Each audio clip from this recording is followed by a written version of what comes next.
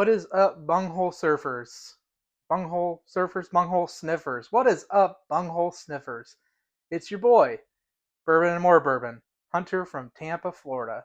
And today we have another episode, and we are jumping into the Jim Beam world and going into their barrel strength, most famous barrel strength offering, Booker's Small Batch. So Booker's is a family name. Booker No, great grand something, Jim Beam, whatever.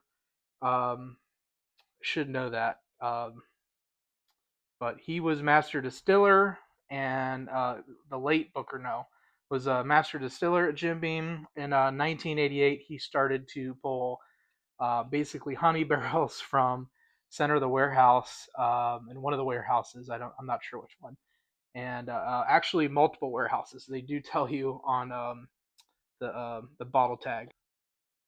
Um, and these range from 6 to 8 years old. They're all uncut, unfiltered. No chill filtering is what I mean by unfiltered, which we went over in the other Jim Beam video, the old tub. Um, these are very beautiful. Come in a nice wooden box that says Booker's on it and Booker No. But yes, he started pulling honey barrels in 1988 for close friends and family as gifts, and eventually started to um, sell them. So not a very popular time for barrel strength bourbon, but I'm sure the Japanese market loved these because bourbon was booming in Japan, but not in America really in the 90s. It was a huge glut here. So um, when I started, I turned 21 in 2011. By I think 2012 or 2013, I tried my first Booker's at a bar. I don't remember which batch it was, unfortunately. I didn't know they were a batch product and had numbers and things on them. But I tried it at a bar and it blew me away at the time because it was the first barrel strength I'd ever seen. I didn't know people wanted to punish themselves like that, or their livers or their kidneys. But yeah, definitely got me into higher proof stuff early and kind of hooked me off of rum and tequila and other dark spirits and gin. I drink all that crap.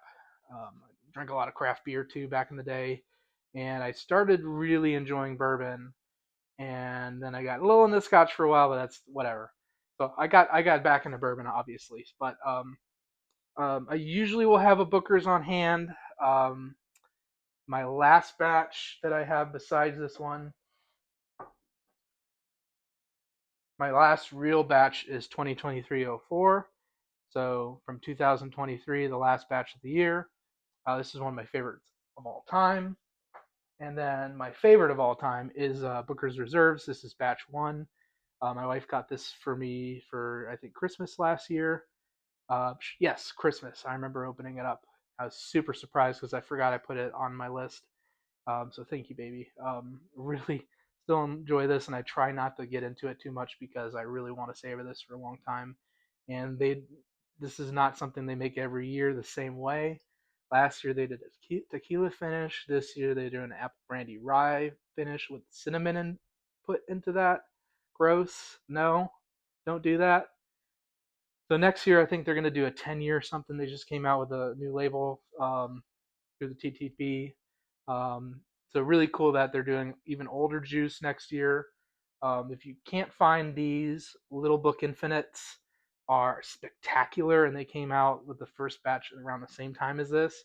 And I got one of those first, and I can tell you they're super close. Knob Creek 18, Knob Creek 15, um, good alternatives. But we want to see what this is the Milkshake batch. How does this compare to my favorite batch from 2023, and which is the last time I felt like buying one? Besides, this had a cool name. Hopefully, this tastes like a milkshake.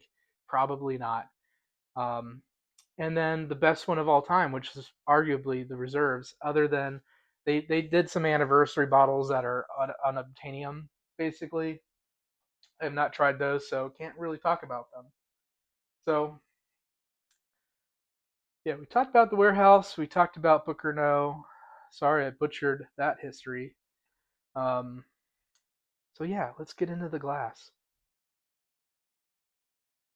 So usually Booker's has like this very iconic peanut note, like a dusty peanut, cinnamon hot peanut, maybe some like honey coated peanut, like Planters with a honey sugar or whatever that crap is. They're delicious, but you can only have a couple of them. Um, some really good batches, you do get some fruit, a lot of brown sugar, caramel. So that's what I'm expecting to get on this one. If it's anything off profile, it could be spectacular. It could be kind of disappointing. It could be too much peanut. So let's see how this one smells. Um, Pretty viscous, very light amber on the color. Smells wonderful. This smells fruity. This does not smell like a Booker's. This smells almost like an E.H. Taylor barrel proof for a stag. There's a little bit of like a off-putting ethanol, like a varnish note. It's almost like a freshly varnished antique like cabinet, like a walnut cabinet or something, because it is woody, dusty, and varnishy. And just got a little cherry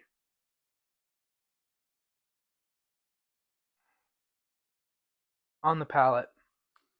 There's that spice, that barrel strength spice, cinnamon, a little bit of nutmeg.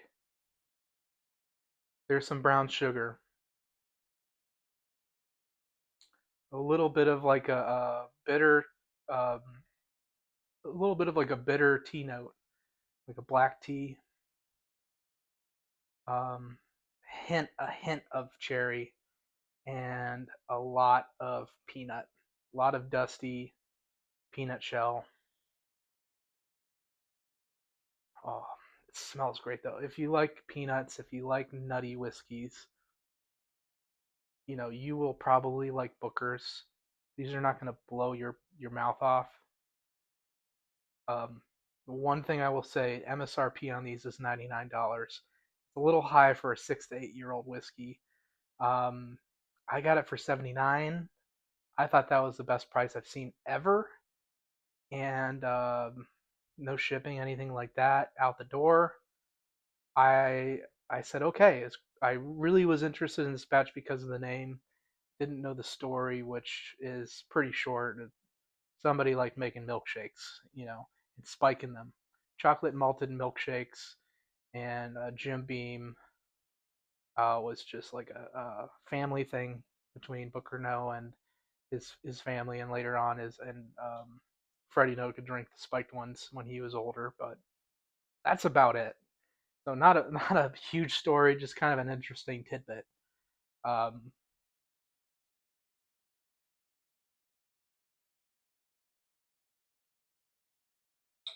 take a sip of water, and then we're gonna move on to the next one. So it's very good.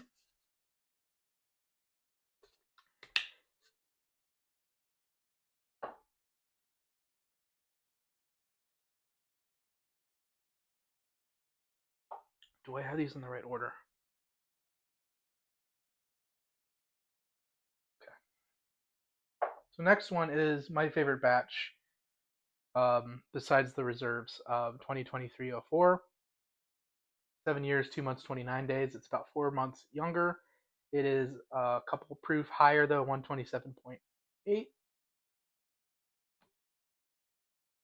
Storyteller batch has a yellow label. This is my second or third of these, so you can tell I like it because almost halfway down on that one. And I opened that Thanksgiving last year. It is my tradition now to bring a Booker's to Thanksgiving every year. Um, I crack one around Thanksgiving. So probably since that's 2023, I had a few of them. Yeah, so that probably is the one I opened last year. But I had a 1, I had an 03, I had an 04. I skipped the 02 because I heard they weren't good, and then I ended up, I think, getting one. It was okay.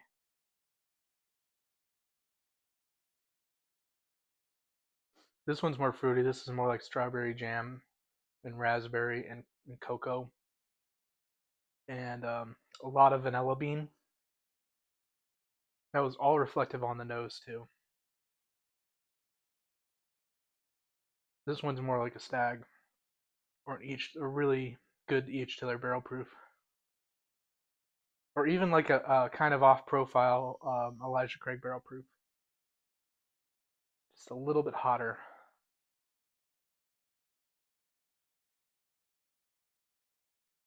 If you can find the 2023-04,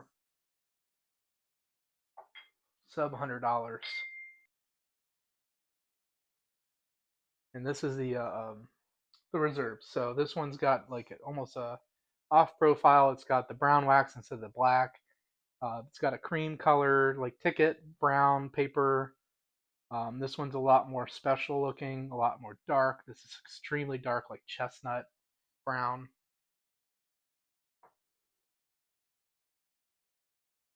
And man, this is so much deeper and darker and luxurious smelling.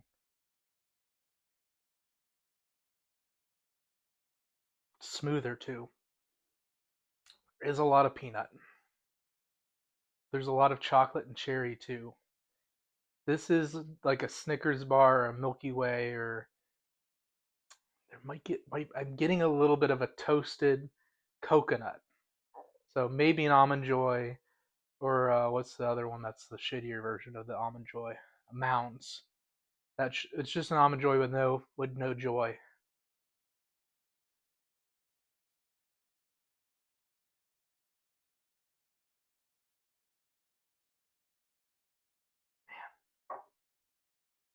Forgot how good Booker's is. It's been so long, and I've had so much stuff since, and I've moved on and moved into different things and different um, preferences and stuff. And I got away from the nutty side. I got away from the cinnamon stuff for a while, and now I'm really appreciating it. But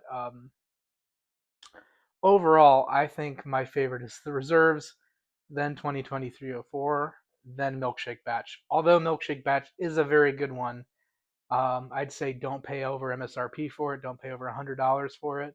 Alternatives, plenty of them out there. Almost anything barrel proof these days under $100 is a contender. In the Jim Beam family, which is where I'd probably recommend you look, the new Old Granddad 117. Is that what they are? 114. Old Granddad 114 single barrels. They're going to be doing pics of those soon. Those are 7 years, and they are. Well, my voice just changed. Those are super cherry bomb sometimes, like cherry cola, which I don't get that note on Booker's often. So those are more like something else. They're so good. I've had one, but man, it blew my mind. I've got a sample left, so we got to do that sometime. Um, Knob Creek 12 year, so underrated. 69, 60 to $70 for one of those. Do it. They have a 15 year and an 18-year, but the Knob Creek 12 is the best value, and they're almost just as good. They're the same proof as the 15 and the 18, so you're not getting double the quality or triple the quality for the 15 or the 18 over the 12. Just get a bunch of 12s. Knob Creek 12 year, one of the best bottles under $100 you can buy, and it will definitely go head to head with this because it is an older age stated whiskey than the Booker's. A little bit lower proof, but you're going to still get a lot of flavor. And of course, I don't want to recommend Elijah Craig barrel proofs anymore because they're not age stated anymore. They're like, well, they are, but they're sub 12 years, which they're not like now more expensive and the age has gone down. So if you're gonna be doing Elijah Craig barrel proof, just get a store pick single barrel. So you're gonna get a little bit more maybe crazy flavors out of a single barrel over a batch product. Deeper, darker notes maybe. I had an amazing one that was super toasted coconut and cherry and cola, and I didn't get like that normal Elijah Craig barrel proof like funkiness to it.